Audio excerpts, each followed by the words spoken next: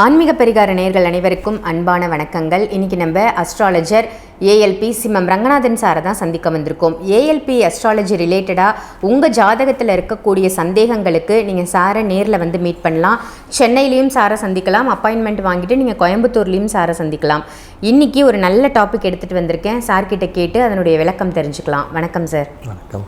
நல்லா இருக்கீங்களா சார்? நல்லா இருக்கேன் மேடம், நீங்கள் எப்படி இருக்கீங்க? நலமாக இருக்கேன். இன்றைக்கான டாபிக் என்ன அப்படின்னா, நம்மளோட லைஃப் வந்து மாறணும். நான் வந்து ஒரு ப்ராப்ளத்தில் சிக்கியிருக்கேன், இந்த பிரச்சனையிலேருந்து நான் சீக்கிரமாக வெளியில் வந்துடணும், எனக்கு ஒரு நல்ல லைஃப் அமையணும், உடனே மாற்றம் எனக்கு தெரியணும் அப்படின்னா என்ன வழிபாடு செய்யலாம்? கண்டிப்பாக. ஸ்ரீ குருப்பியோ நமஹ. பூஜ்யாய ராகவேந்திராய சத்யதர்ம ரதாகச்ச பஜதாம் கல்பவருக்ஷாக நமதாம் காமதேனுவே அசாத்திய சாதக ஸ்வாமின் அசாத்தியம் தபகம்பத ராமதூத கிருபா சிந்தோ மத்காரியம் சாதக பிரபு. என திருமை குருநாதர் திருமுக புதுவுடை மூர்த்தி ஐயா அவர்களை வணங்கி நமது சேனல் நேயர்கள் அனைவருக்கும் எல்லாம் நிறைவாகட்டும். ஒரே ஒரு வெற்றில போதுமே அப்படின்னு சொல்கிறாங்க. உச்சத்துக்கு போகும் வாழ்க்கை போகுமா? எப்படி பண்ணணும், என்ன உபயோகப்படுத்தணும்? வெற்றிலையில் உங்களுக்கு மருத்துவ குணங்கள்னு பார்த்தீங்கன்னா நிறைய இருக்கும். அது ஒரு படத்தில் விவேக் கூட சொல்லுவார், அந்த மாதிரி அந்த மருத்துவ குணம் அதில் அவ்வளவு விசேஷமாக இருக்கக்கூடியதாக இருக்கும். ஆன்மீகத்தில் வெற்றிலையை வந்து தாம்பூலம் அப்படின்னு சொல்லுவோம். மகத்துவமான ஒரு விஷயம் அப்படிங்கிறது. குறிப்பாக வெற்றிலை சார்ந்த நிறைய பரிகாரங்கள் எல்லாருமே சுலபமாக செய்யக்கூடிய விஷயமாகவே வெற்றிலை பரிகாரங்கள் இருக்குது. வெற்றி இலை, வெற்றியை தரும் இலை, நாகவல்லி அப்படின்னு பேர். அதுக்கு நாகவல்லி தாம்பூலம் வந்து நாகவல்லி, அதுக்குன்னு ஒரு பேர். இப்போ வீட்டில் வந்து மன நிம்மதி குறையுது, நோயால் பாதிக்கப்பட்டுட்டே இருக்கும், எப்போ பார்த்தாலும் மாற்றி மாற்றி நோய் பிரச்சனை, பணப்பிரச்சனை இருந்தால் இதுக்கெல்லாம் ஏதாவது தீர்வு இருக்கா? எளிய தீர்வு எதாவது இருக்கா? நிறைய தீர்வுகள் இருக்குது. இந்த மாதிரி இருக்கக்கூடிய விஷயங்களுக்கு நிறைய தீர்வுகள். நோய்வாய்ப்பட்டால் ரொம்ப அப்படியே நம்ம வந்து உயிர் போகிற மாதிரி இருக்கக்கூடிய நிலைகளை மாற்றக்கூடிய பரிகாரங்களும் நிறைய சொல்லப்பட்டிருக்கு. ஸோ இது எல்லாமே நம்மளுடைய ஜாதக அடிப்படையில் நம்ம பரிகாரம் எடுக்கிறது அப்படிங்கிறது வேறு. நம்ம சாதாரணமாக எல்லாரும் பெரியவர்கள் நிறைய விஷயங்களை யார் வேணால் பண்ணலாங்கிற நிறைய விஷயங்களை செய்து வச்சுட்டு போயிருக்காங்க. அந்த மாதிரியான பரிகாரங்களை தான் நம்ம பார்த்துட்டு வரோம். அதில் இந்த வெற்றிலையை வாங்கி என்ன பண்ணணுன்னா, வெற்றிலையை வாங்கி அதை தண்ணீரில் நல்லா கழுவிட்டு சுத்தம் செய்து வீட்டு வாசலில் தொங்க விடணும். அவ்வளோதான். இது ஒரு பரிகாரம். இதனை வீட்டில் உள்ள எதிர்மறை ஆற்றல்களை எல்லாம் அகற்றி நேர்மறை ஆற்றல்களை நம்ம வீட்டில் பரவும். அது காஞ்சிடுதுன்னா திரும்பியும் அப்படி விடக்கூடாது. உடனே எடுத்து வேறு வெற்றிலையை, புதிய இலையை முன்போலவே எங்கள் மாவளை தோரணம் நம்ம கட்டுறோம் பார்த்தீங்களா, அந்த மாதிரி வெற்றிலை தோரணம் கட்டி நம்ம வீட்டு வாசலில் தொங்க விடுறது ஒரு பரிகாரமாக பண்ணலாம். அதே போல் 10 ரூபா காசு கொடுத்து 10 ரூபாய்க்கு வெற்றிலை வாங்கிட்டு வாங்க. கடையில் போய் 10 ரூபா கொடுத்து வெற்றிலை வாங்குங்க. வந்தோடனே அந்த வெற்றிலையை எண்ணி பாருங்கள் எவ்வளவு எண்ணிக்கை வந்திருக்குன்னு. ஒற்றைப்படை எண்ணிக்கையாக வந்துடுச்சுன்னு வச்சுக்கோங்க, நீங்கள் நினச்ச காரியம் கைகூடும். சாரப்போ ரெட்டப்படியாக வந்துட்டால் நடக்காதான்னு அடுத்த கேள்வி வந்துடும் இல்லையா? நம்ம காரியம் நல்லபடியாக நடக்கணுன்னே போய் 10 ரூபாய்க்கு வெத்தலை வாங்குவோம். ஒத்தப்படியாகவும் வரட்டும், ரெட்டப்படியாக வந்துட்டுன்னா ஒரு 3 நாள் கழித்து திருப்பியும் போய் வாங்குங்க. அந்த வெற்றிலையை உபயோகப்படுத்த வேண்டாம். அதை வேறு யாருக்காவது தட்சணையாவோ கோயிலுக்கு வச்சு கொடுத்துருங்க. அடுத்த 3 நாட்கள் கழித்து திரும்பியும் 10 ரூபா கொடுத்து வெத்தலை வாங்குங்க. ஒற்றைப்படையாக அந்த எண்ணிக்கை வரணும். 11, 15, இப்படி 21 இப்படி வரலாம். இன்றைக்கி 10 ரூபா வெத்தலை வாங்கினீங்கன்னா மேக்சிமம் 6 7 தான் கிடைக்கும். 7 வெத்தலை கிடச்சதுன்னா ஒத்தப்படை. சரிங்களா?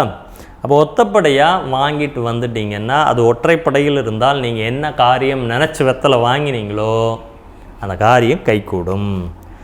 ரெட்டை இலக்கமாக இருந்தால் தடை வரும், காரியம் நடக்காதும் இல்லை, தடைப்பட்டு நடக்கும். அப்படி வந்து விட்டால் அதிலிருந்து என்ன பண்ணுறதுன்னா, இப்போ ஒத்தைப்படையாக வந்துருச்சு அப்படின்னா அதிலேருந்து ஒரு வெத்தலையை எடுத்துக்கோங்க. எவ்வளோ வெத்தலை? ஒரு வெத்தலையை எடுத்து அதில் 3 மிளகு வச்சு கட்டுங்க. 3 மிளகு வச்சு கட்டி பூஜை அறையில் வச்சுருங்க.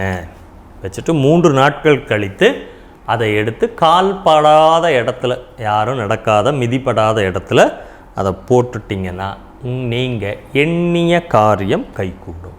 ஆனால் ஒத்தப்படையாக வரணும், இது ரொம்ப முக்கியம். அப்புறம் அடுத்தது எடுக்கும் முயற்சிகள். இவங்க கேட்ட மாதிரி எல்லாம் எனக்கு வெற்றி கிடைக்கணும், அதுதானே எல்லாருக்குமே. அப்போ எடுக்கும் முயற்சிகள் எல்லாம் வெற்றி பெறணுங்கிறப்ப என்ன பண்ணணும்னா, ஒரு தாம்பூலத்தட்டில் ஒரே ஒரு வெத்தலையை வைத்து அதன் மீது பச்சை கற்பூரம் இருக்குது பாருங்கள், அதை அந்த வெத்தலை மேலே வச்சு அந்த பச்சை கற்பூரத்து மேலே ஒரு சொட்டு தேங்காய் எண்ணெய் விடுங்க. ஒரே ஒரு துளி தேங்காய் எண்ணெயை அதன் மீது விட்டு அந்த பச்சை கற்பூரம் மாதிரி ஏற்றிடுங்க. தேங்காய் எண்ணெய் விட்டுட்டு கற்பூரம் ஏற்றணும். அந்த பச்சை கற்பூரத்தை எரிய விடணும். எடுத்து பிரார்த்தனை பண்ணிக்கணும். அது எரியற வரைக்கும் பிரார்த்தனை பண்ணிக்கணும். அப்போ நான் இந்த காரியங்கள் எல்லாம் எனக்கு நடக்கணும். இப்போ வச்சுட்டு எங்கள் வீட்டில் கல்யாணம் நடக்கணும், இந்த குழந்தைக்கு நல்லபடியாக கல்யாணம் நடக்கணும் அப்படின்னா அந்த ஒரு விஷயத்தை அந்த கற்பூரம் எரிந்து மலையேறும் வரைன்னு சொல்கிறோம், அணையும் வரைன்னு வச்சுக்கோங்க. அந்த வச்சா நீங்கள் நினைத்த கோரிக்கை, நீங்கள் இப்படி பண்ணினீங்கன்னா நீங்கள் நினைத்த கோரிக்கை நிறைவேறும். இந்த பச்சை கற்பூரம் வச்சு ஏற்றுற இந்த ஒரு பரிகாரத்தை நீங்கள் தினமும் செய்யலாம். டெய்லி உங்கள் கோரிக்கை நிறைவேறும் வரை இந்த வெற்றிலையில் இந்த பச்சை கற்பூரம் வச்சு ஏற்றக்கூடிய அந்த விஷயத்தை நீங்கள் செய்யலாம். இன்றைக்கி இந்த 3 விஷயம் இதில் பார்த்துருக்கோம். வெத்தலையில் முதல் தோரணம் கட்டி வீட்டு வாசலில் தொங்க விடுங்க, மாவிலை மாறி உங்கள் வீட்டில் இருக்கக்கூடிய எதிர்மறைகள் நீங்கி நேர்மறைகள் வரும்னு. 2வது 10 ரூபாய்க்கு வெத்தலை வாங்கிட்டு வாங்க, அது ஒத்தைப்படையாக இருந்தால் உங்கள் காரியம் நிறைவேறும் சொல்லியிருக்கு. ரெட்டைப்படையாக இருந்ததுன்னா காரிய தடை வரும். ஒற்றைப்படையாக வந்துவிட்டால் அதிலிருந்து ஒரு வெத்தலை எடுத்து அதில் மிளகு வச்சு கட்டி உங்கள் சாமி படத்துக்கிட்ட வச்சுட்டு 3 நாள் கழித்து அதை கால்படாத இடத்துல போடுங்கன்னு சொல்லியிருக்கு. அடுத்தது ஒரு வெற்றிலை தாம்பூல தட்டில், நம்ம பித்தளை தட்டு இருக்கும் இல்லையா, அதில் ஒரு வெற்றிலையை வச்சு அது மேலே பச்சை கற்பூரம் வச்சு அது மேலே ஒரு துளி தேங்காய் எண்ணெய் வச்சு அதை கற்பூரத்தை, அந்த பச்சை கற்பூரத்தை எரிய விட்டு அந்த பச்சை கற்பூரம் எரிந்து அணையும் வரை உங்களுடைய பிரார்த்தனை என்னவோ அதை முழுமையாக பலமுறை சொல்லி அதை அணைஞ்ச பிறகு அதை முடிச்சிடலாம், அதை நீங்கள் வெளியே போட்டுடலாம். இது போல் தினமும் கூட நீங்கள் செய்யலாம்னு சொல்லியிருக்கு. ஸோ இந்த 3 வழிபாடுகளில் எது உங்களுக்கு அனுகூலமாக இருக்கும்? ஏன்னா வெத்தலை வாங்கி பரிகாரம் பண்ணுறது ஒரு 3யுமே பண்ணலாம் இல்லையா? வெத்தலையில் தோரணம் கட்டி வாசலில் போடலாம், வெத்தலை மிளகு கட்டி எங்கே வைக்கலாம்? சாமிக்கிட்ட வைக்கலாம். வெத்தலையில் ஒரு பச்சை கற்பூரம் வச்சு கற்பூரம் ஏற்றுறதுங்கிறது ஒரு பெரிய பரிகாரமாக, செலவினங்களை கொடுக்கக்கூடிய பரிகாரமாக இல்லாமல் நம்ம காரியம் நிறைவேறுவதற்கு ஒரு அனுகூலமாக ரொம்ப சிம்பிளாக பண்ணக்கூடிய ஒரு பரிகாரமாக இது இருக்குது. இதை பயன்படுத்தி பயன்பெறுங்கள். ரொம்ப அருமையாக சொன்னீங்க சார். ஒரு இலை நம்மளுடைய லைஃப்பை மாற்றுமா அப்படின்னு கேட்கக்கூடியவர்களுக்கு ஒரு வெற்றிலை மூலம் நம்மளுடைய வாழ்க்கை மாறும் 3 விதங்களில் சொல்லியிருக்கீங்க. நல்ல ஒரு அற்புதமான தகவலாக இருந்தது. நல்ல தகவல் சார். நன்றி. நன்றி.